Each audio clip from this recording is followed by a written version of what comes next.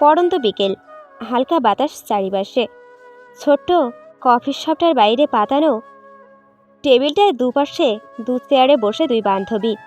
একজন বিষণ্ণতায় আনমনে কফির কাপে আঙুল ঘুরাতে ব্যস্ত, আর একজন তারই দিকে চেয়ে মন ভরানোয় ন্যস্ত।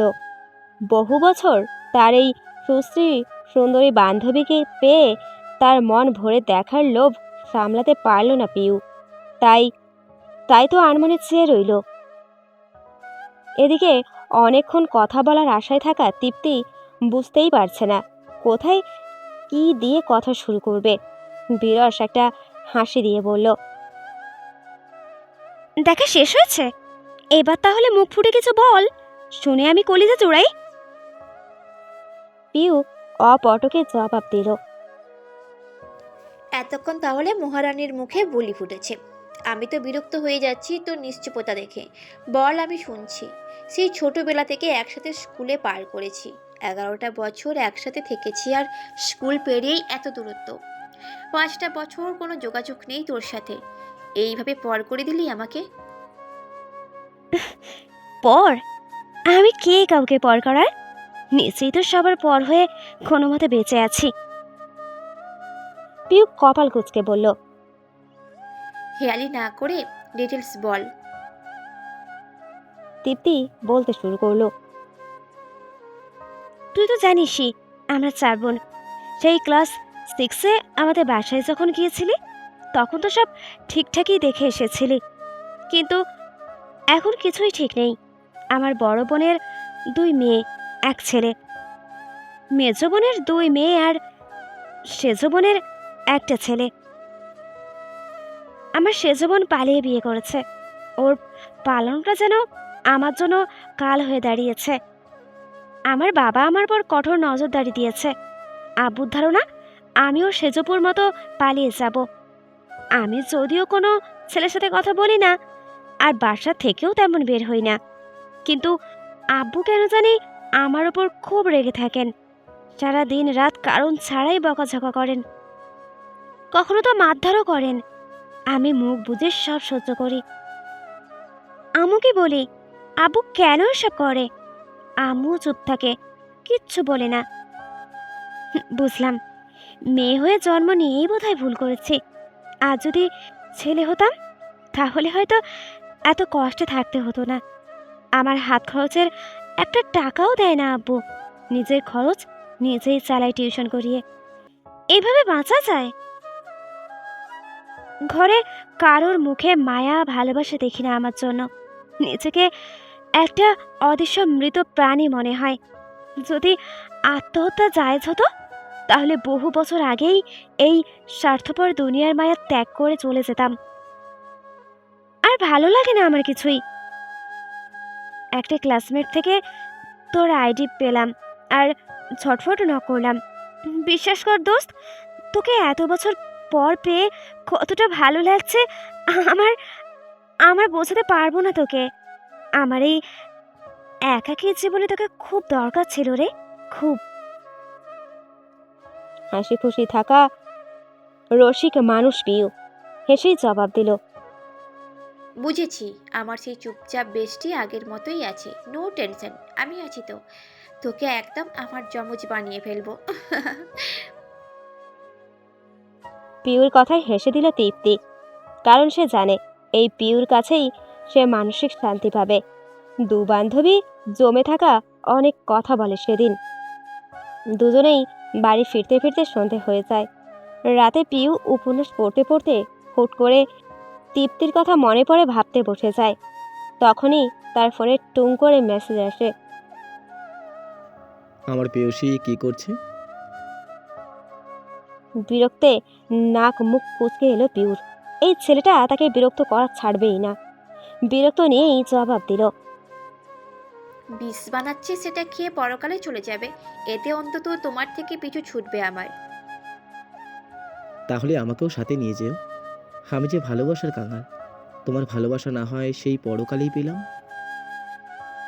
পিউ এবার ফোনটা বন্ধ করে বই টেবিলে রেখে বিছানায় লম্বা হয়ে শুয়ে পড়ল। জীবনটা কত অদ্ভুত। এক একজনের এক এক রকম কাহিনী। তার জীবনের কাহিনী তো অন্য কাহিনীকেও হার মানাবে, কিন্তু তার জীবনে তো সমাপ্তি ঘটতে চলেছে। তাহলে নিজের জীবন নিয়ে ভেবে কি লাভ? চোখের কোণ থেকে দুফোঁটা অশ্রু গড়িয়ে পড়ল পিউর। জীবন নিয়ে কতই না ভাবনা, কতই না আশার স্বপ্ন ছিল তার। হুট করেই পিউর মনে পড়ল দীপ্তির কথা আর রাজীবের বলা কথাগুলো। ছেলেটা আসলেই পিউকে খুব ভালোবাসে, অনেক ভালোবাসা ডিজার্ভ করে সে, কিন্তু পিউ তো সেটা দিতে পারবে না। তবে তা পাওয়ার ব্যবস্থা করে দিতে পারবে। কাল নতুন এক দিনের সূচনা করবে সে। দুটো কাঙাল হৃদয়কে জড়িয়ে দেবে সে। একটা দীর্ঘশ্বাস ফেলে চোখ বন্ধ করে ঘুমের দেশে পাড়ি জমালো সে। সকাল সকাল পিউর মেসেজ পেয়ে খুশি মনে ক্যাফে এসে বসে আছে রাজীব। আজ ভোরেই মেসেজ করে পিউ জানিয়েছে সে রাজীবের সাথে দেখা করতে চায়। পিউ আসতেই রাজীব পিউর জন্য আনা ফুল তার হাতে তুলে দিল। বেলি ফুল পিউর খুব প্রিয়। প্রিয় ফুলগুলো নিয়ে মন ভরে তার ঘ্রাণ নিয়ে বলল, ধন্যবাদ রাজীব এখানে আসার জন্য। আজ তোমাকে অনেক জরুরি কথা বলার ছিল, সেই জন্যই ডেকেছি, যা তোমার জানা খুবই দরকার। হ্যাঁ বলো। আমাদের 2 বছরের রিলেশনে কখনো আমার এমনটা মনে হয়নি যে তুমি আমার যোগ্য নও। তুমি যথেষ্ট ভালো একটা ছেলে, তোমার মতো করে কেউ ভালোবাসতেই পারবে না আমাকে কখনো। তাহলে ছেড়ে গিয়েছিলে কেন? বলতে তো দাও, তুমি আমাকে ভালোবাসা ডিজার্ভ করো, কিন্তু তোমার ভাগের সেই ভালোবাসা আমি তোমাকে দিতে পারবো না। তার তাই ইচ্ছাকৃতভাবে তোমাকে ছেড়ে দিচ্ছি। কেন দিতে পারবে না? পিউ লম্বা দুটো শ্বাস নিয়ে ভারাক্রান্ত মনে বলল, আমি অসুস্থ রাজীব, ব্লাড ক্যান্সারের লাস্ট স্টেজে আমি আছি। আমার কাছে এই সুন্দর দুনিয়া দেখার জন্য আর বেশি সময় নেই, আর অল্প কয়েকদিন মেহমান আমি। আমি চাই না আমার মৃত্যুর পর তুমি আমাকে হারানোর কষ্ট নিয়ে বাঁচো। তাই আগেই তোমার মনে আমার জন্য ঘৃণা সৃষ্টি করে রেখে দিয়েছি। কিন্তু তুমি এমন কেন? ঘৃণা করতে চাও না? এত ভালোবাসো কেন? রাজীবের চোখ দুটো ভিজে উঠল। পিউর দুই হাত নিজের মুঠোয় পুরে বলল, তুমি আগে কেন বলনি আমাকে এই কথা? এমনি বলিনি, মরেই তো যাব, বলে কি লাভ? মরে গেলে তো জানতেই পারবে। চুপ, একদম এমন কথা বলবে না। কিচ্ছু হবে না তোমার। আমি তোমাকে ভালোবাসি, আর আজীবন এইভাবেই ভালোবেসে যাব। কেউ আলাদা করতে পারবে না আমাদের। পিউ অনেক কষ্টে নিজের চোখের পানি আটকে রেখেছিল, এবার তা বাঁধ ভেঙে বেরিয়ে আসলো। প্লিজ রাজীব, একটু বোঝার চেষ্টা করো। মুভ অন করতে হবে তোমাকে। তোমার আমাকে তোমার আমাকে ভুলতেই হবে। প্লিজ রাজীব, আমার একটা শেষ কথা রাখো প্লিজ। আমি তোমাকে আমার এক বেষ্টির সাথে পরিচয় করিয়ে দেব। সেও তোমার মতনই ভালোবাসার কাঙাল। ওকে তোমার দায়িত্ব রেখে যাব আমি। আমার মতোই ভালোবেসো ওকে, পারলে তার থেকে বেশি ভালোবেসো। ওকে সুখে রাখার দায়িত্ব তোমার। ওকে কখনো কষ্ট পেতে দিও না। প্লিজ রাজীব, আমার এই কথাটা রেখো। ও ভালো থাকলেই আমি ভালো থাকবো। তুমি ছাড়া এই জীবনে আমি কাউকে আর ভালোবাসতে পারবো না। তুমি আমার প্রথম ও শেষ ভালোবাসা। প্লিজ, এমন ইচ্ছে আমি পূরণ করতে পারবো না। এরপর দুজনের মাঝে এই ব্যাপার নিয়ে অনেকক্ষণ তর্ক হলো। রাজীব তৃপ্তিকে বিয়ে করতে নারাজ। বাসায় যাওয়ার পর পিউ অনেকবার রাজীবকে মেসেজে অনুরোধ করতে থাকে, কিন্তু রাজীব রাজি হয় না। তার একটাই কথা, দরকার হলে পিউর সাথে সে আত্মহত্যা করবে, কিন্তু কাউকে তার জীবনে স্থান দেবে না। পিউর সব রকম চেষ্টা ব্যর্থ হয়ে যায়। রাজীবকে বোঝাতে না পেরে পিউ তৃপ্তিকে গিয়ে সবটা বলে। পিউর অসুস্থতার খবর শুনে তৃপ্তি অনেক কান্না করে। এটাও বলে যে তার বয়ফ্রেন্ডকে সে কি করে বিয়ে করবে। পিউ অনেক করে তৃপ্তিকে বোঝাতে সক্ষম হয় যে একমাত্র রাজীবকে বিয়ে করলেই তৃপ্তি তার বাড়ির এই অশান্তি, মানসিক অশান্তি থেকে মুক্তি পাবে। রাজীব খুব ভালো ফ্যামিলি থেকে বিলং করে, আর রাজীবও যথেষ্ট ভালো একটা ছেলে, তৃপ্তিকে সুখী রাখতে পারবে। পিউর শেষ ইচ্ছে ফেলতে পারে না তৃপ্তি। না চাইতেও প্রিয় বান্ধবীর খুশির জন্য রাজীবকে অ্যাকসেপ্ট করতে রাজি হয়ে যায় সে। কিন্তু সমস্যা হলো রাজীবকে নিয়ে। সে কিছুতেই তৃপ্তির সাথে দেখা করবে না। পিউ জোর করে রাজীব আর তৃপ্তি দেখা করায়। রাজীবকে দেখে তৃপ্তি তাকিয়েই থাকে। এত মিষ্টি একটা ছেলেকে পিউ কি করে ছেড়ে দেওয়ার কথা বলে? তৃপ্তির মনে চিনচিনে ব্যথা করে উঠল। বান্ধবীর বয়ফ্রেন্ডকে বিয়ে করতে মন সায় দিল না তার। সেও পিউকে বোঝায়, কিন্তু পিউ দুজনকেই ধমক দিয়ে বলে, তোমরা চাও আমি এক বুক কষ্ট নিয়ে মরে যাই? তোমরা আমাকে কষ্ট দিতে পারবে? আমার দেয়া অভিশাপ নিয়ে আজীবন বাঁচতে পারবে তোমরা? বেশ, থাকো তোমরা তোমাদের মতন। আমাকে ভুলে যাও। পিউ নামে কেউ ছিল এটা ভুলে যাও তোমরা। ভালো থেকো। কয়েকটা কথা শুনিয়ে রাগ করে চলে যায় পিউ। আর রাজীব তৃপ্তি দাঁড়িয়ে থাকে। দুজনেই নির্বিকার। কি করে বোঝাবে পিউকে? এটা তারা কিভাবে করবে? বাসায় এসে পিউ পাগলের মতো কাঁদতে থাকে। এটা ঠিক যে ভালোবাসার মানুষটিকে অন্য কোনো মেয়ের সাথে কোনো মেয়ে সহ্য করতে পারে না, কিন্তু রাজীব তৃপ্তি দুজনেরই সুখের জন্য দুজনকে এক তো হতেই হবে। যখন পিউ থাকবে না, তখন কে বোঝাবে রাজীবকে? ছেলেটা তো উচ্ছনে চলে যাবে, ঠিকমতো কাজ করবে না, খাওয়া দাওয়া করবে না। আর তৃপ্তি, মেয়েটাকে হয়তো তার বাবা মেরেই ফেলবে। জেনে বুঝে ভালোবাসার দুটো মানুষকে কিভাবে কষ্টে রেখে যায় সে? তার দায়িত্ব বলেও তো কিছু আছে। সে কেন দায়িত্বের অবহেলা করবে? তৃপ্তি পিউর বাসায় এসেও বুঝিয়ে চায় পিউকে, কিন্তু পিউ মানবে না তো মানবেই না। উল্টো পিউ রেখে দেয় তৃপ্তিকে তার বাসায়। নিজ ঘরে রেখে আস্তে ধীরে বোঝায় তাকে। সেদিনের সকালের সূচনা হয় সূর্যোদয়ের হলুদের রশ্মি দিয়ে, আর শেষ হয় কালো বর্ষণে। সকাল থেকে পিউর শরীর খারাপ শুরু হয়। তীব্র মাথা ব্যথা নিয়ে ওঠার পর হতে রক্তবেবী শুরু হয় তার। দুপুরের দিকে অবস্থা অবনতির দিকে যায়।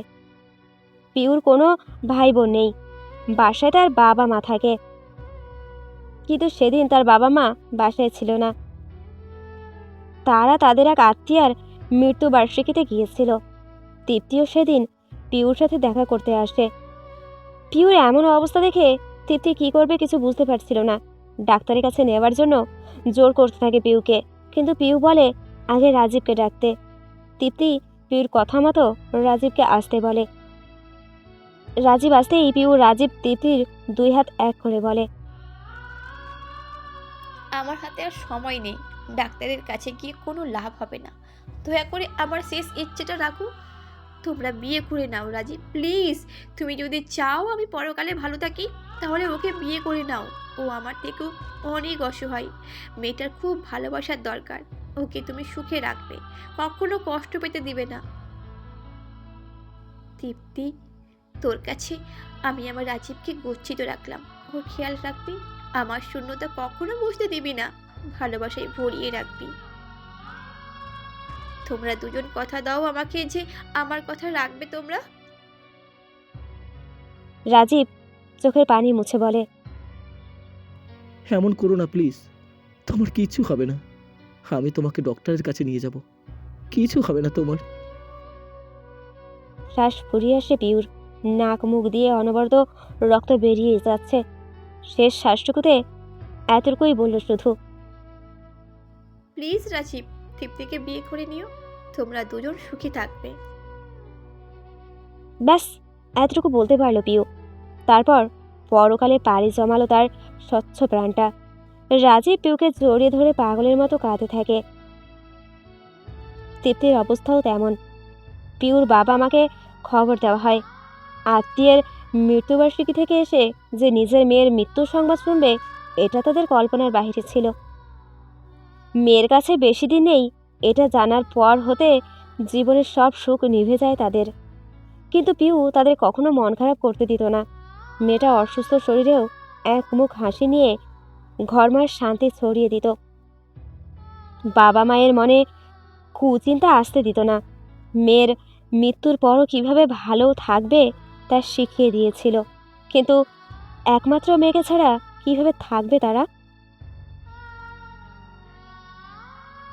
রাত 8টায় কবর দেওয়া হলো পিউকে।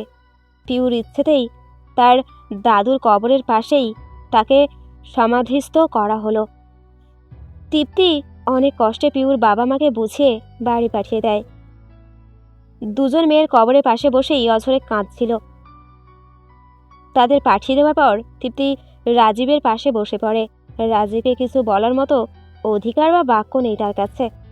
রাজীব অনেকক্ষণ যাবৎ বসে থেকে এরপর চোখ মুছে উঠে দাঁড়ায়। তৃপ্তি তখনও বসে। অনেক রাত হয়ে গেছে, তোমার বাসায় যাওয়া উচিত। আপনি যাবেন না? যাব, চলো তোমাকে পৌঁছে দিই। তৃপ্তি আর কোনো কথা বলে না, রাজীবের সাথে চলে যায়। তৃপ্তিকে পৌঁছে দিয়ে রাজীবও নিজের বাসায় চলে যায়। 15 বাজে ঘুম ভাঙে রাজীবের। এত সকালে কে কল করেছে?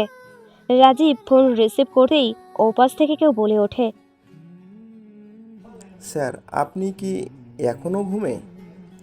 বড় স্যার কিছু ফাইল দিয়েছে আমাকে, বলেছে আপনার কাছে পৌঁছে দিতে।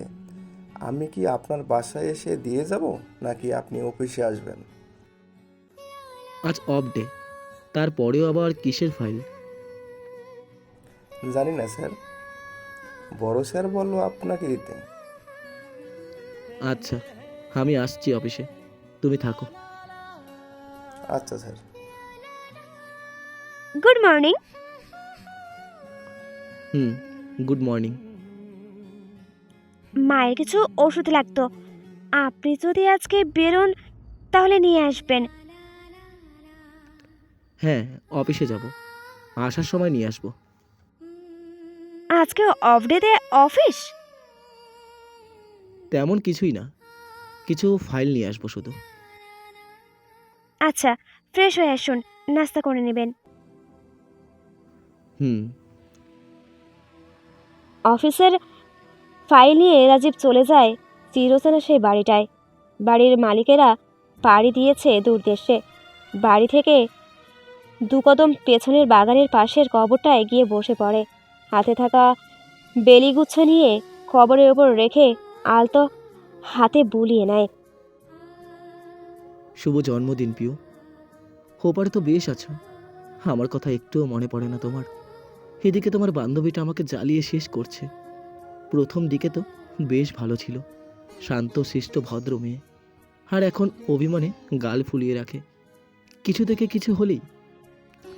বাপরে বাপ, তার রাগ ভাঙাতে কত কি যে করতে হয় আমাকে। তোমার কথা আমি রেখেছি পিউ। তোমার বান্ধবীকে তুমি যাওয়ার 1 মাস পরেই বিয়ে করেছি। সেই দিন যদি আমি ওকে না বাঁচাতাম তাহলে হয়তো তার বাবা তাকে মেরেই ফেলতো। তোমার কথা মতো ওর ওই জঘন্য বাবার হাত থেকে তাকে বাঁচিয়ে নিয়ে এসেছি। হয়তো তোমার মতো করে ভালোবাসতে পারিনি, কিন্তু তার পাওনা ভালোবাসাটুকু দিয়েছি আমি তাকে। মেয়েটা আসলেই অনেক ভালো, আমার পরিবারকে খুব সুন্দর করে আপন করে নিয়েছে। আমাকেও বড্ড ভালোবাসে মেয়েটা। তুমি তো এটাই চেয়েছিলে, তাই না? এবার খুশি তো তুমি? তুমি থাকো বা না থাকো, আমার হৃদয়ে সব সময় তোমার বসবাস থাকবে। ভালোবাসি প্রিয়। কিছুক্ষণ প্রেয়সীর কবরের পাশে বসে বকবক করে উঠে চলে গেল রাজীব। মায়ের জন্য ঔষধার দোকান থেকে একগুচ্ছ গোলাপ আর কয়েকটা চকলেট নিয়ে বাসায় রওনা দিল সে। আজ তাদের বিবাহবার্ষিকী। মেয়েটাকে 2টো চকলেট আর গোলাপ নিয়ে দিলেই খুশিতে আত্মহারা হয়ে যায়। এই মেয়েকেও যে বড্ড ভালোবেসে ফেলেছে সে। একজন তার না পাওয়া প্রেয়সী, আর একজন তার প্রাণভোমরা। এই তো বেশ আছে সে।